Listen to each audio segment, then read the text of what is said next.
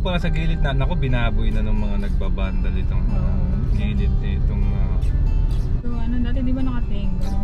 may gumagawa na ba? Oo nga, may mga workers. May mga workers na, hallelujah.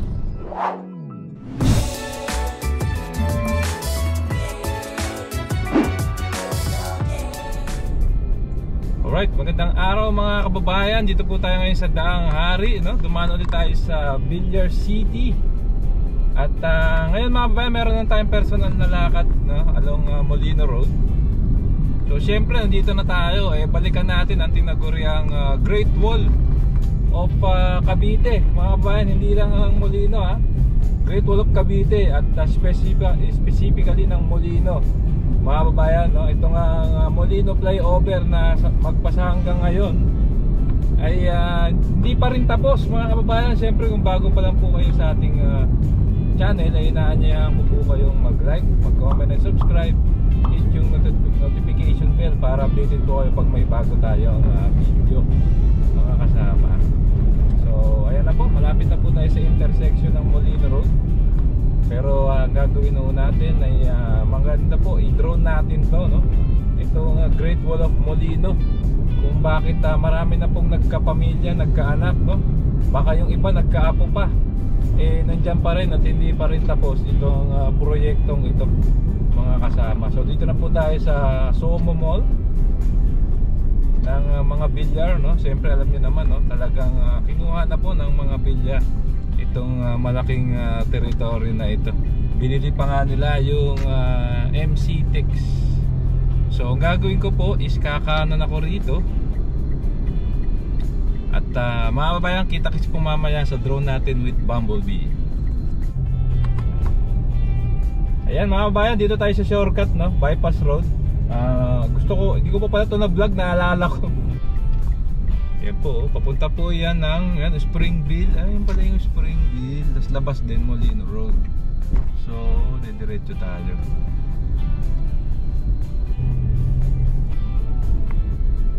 Mukhang ginagawa din po pala yung gilid dito. Ano kaya yan? Parang siguro lalagyan ng flood control, flood wall. So buti talaga may ganitong daan mga kasama, mga kabayan. Ayun, flood wall nga, no? Flood wall pala yung ginagawa rito. So talagang yung kabuuan ng mga daan rito sa Cavite may flood wall na. Okay. So dito na po tayo sa Molino Road, pakanan pa Maynila, pakaliwa po going ng Paliparan mga kababayan. Sa gilid malapit na.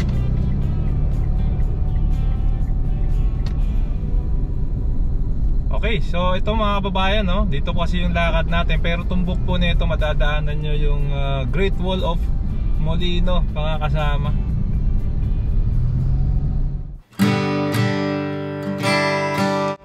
Ayan, so inangat na po natin si Bumblebee, no? Dito nga po sa Molino. Ito nga po ang Great Wall of Molino, Molino flyover. At ito nga po ang latest update natin, no? Dito po sa napakatagal na matapos na project na ito dito po sa Cavite. Ayan, so manggagaling po muna tayo dito, no? Sa northbound going southbound. Tignan nyo mga kababayan, okay na nga yung part na ito, makinis na. Actually, may nakaharang lang, no? Pero parang ang sarap ng dumaan mga kababayan kasi talagang patag na itong part na ito. So nagbanggit nga po, no, sa mga previous update natin dito na yung pinakagilid nga raw po rito, yung mga bahay na yan, dapat daw po ay matatanggal din yan. So abangan po natin yung mga susunod na mangyayari. So ito nga po yung part na nakakapagtaka, no? Biglang kikitid dito sa intersection po ng Molino. Ayan, no? Biglang naging one lane na lang mga kababayan. Ano kaya nangyari rito, no? Bakit parang tila tinipid, no? Parang biglang yun, committed yung pinakadaan dito. Ito na po, tapat na po ng SM Molino itong part na ito. Sinutuntunan po natin yung bandang dulo po nitong northbound going southbound. At makikita niyo po, no, may mga gumagawa na ngayon dito. Tapos ito po, parang bago po ito. Parang progress po ito, pero medyo matagal po talaga yung progress nitong project na ito mga kasama. Ayan, so Mga kababayan, yan na po ang latest drone shots natin at tignan pa po natin yung point to point ng project na ito.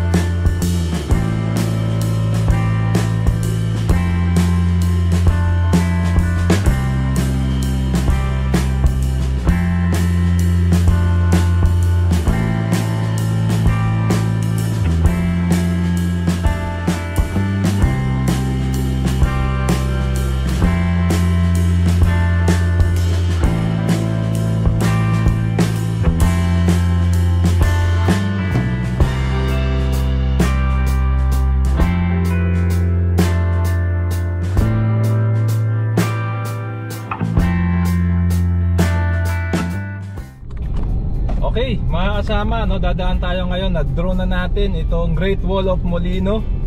So ito na yung estado niya ngayon. Ang lakas ng hangin. Hirap na hirap po ako mag-drone, mga kabayan.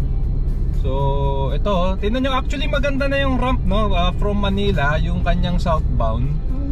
Pero ang sarap na ng daanan, mga kabayan. Totoo lang, eh, oh. Ayan, oh, yan itsura niya, oh. Konti na lang kasi yung dulo. Pagtingin natin sa drone, nako, hindi pa tapos, tsaka sumikip bandang gitna. So ayan po yung estado niya ngayon. Yung PTT sarado na, oh. Parang ang gagawin kasi, kukunin din tong gilid base sa mga nagko-comment. Parang katulad dito, di ba, may service road. Dapat yan, kaya siguro wala na rin yung PTT. Wala lang makakapunta sa kanya, wala makakapaggas, oh. So ito po mismo. So ito nga po nasa gilid na, nako, binaboy na ng mga nagbabandal itong gilid na itong alright, so ginawang canvas na, mga kasama. So kakanan tayo. So ito nga po yung araw-araw na kalakaran dito. Holiday po pala ngayon, no? Kaya hindi pa ganun ka-traffic. Pero normally po hindi ganito yung nangyayari. Ang traffic po rito, ang sikip. So dito tayo sa kabila kasi tayo ay diretso. Ayan, no? So ito na po yung mismong flyover.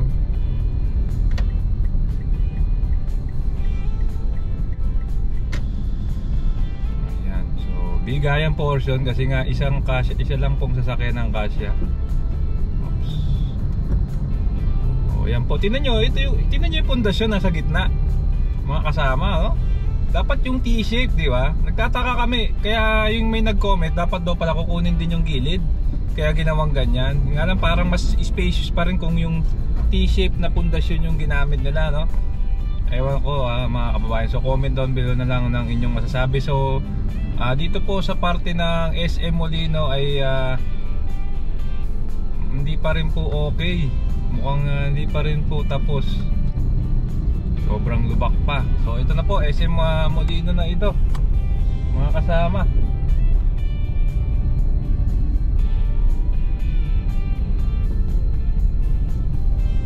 Itong parte na ito, yung nang medyo kumipot na po yung daan niya sa tapat po ng SM Molino. Saka dito rin po, grabe rin po ang katrapikan, no? Parang yung mismong panggilid. Ko-cover din po pala namin, mga kababayan. Ito sa next vlog natin, tuturuan ko po kayo kung galing kayong Maynila, paano ko po kayo papasok going to Villar City. U-turn slot na rin pala itong lugar na ito.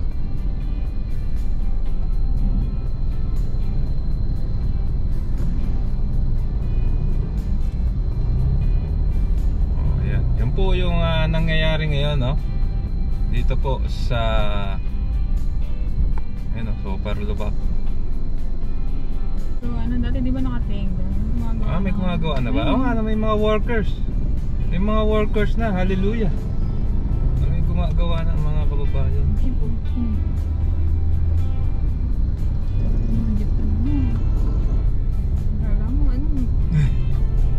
Motor eh.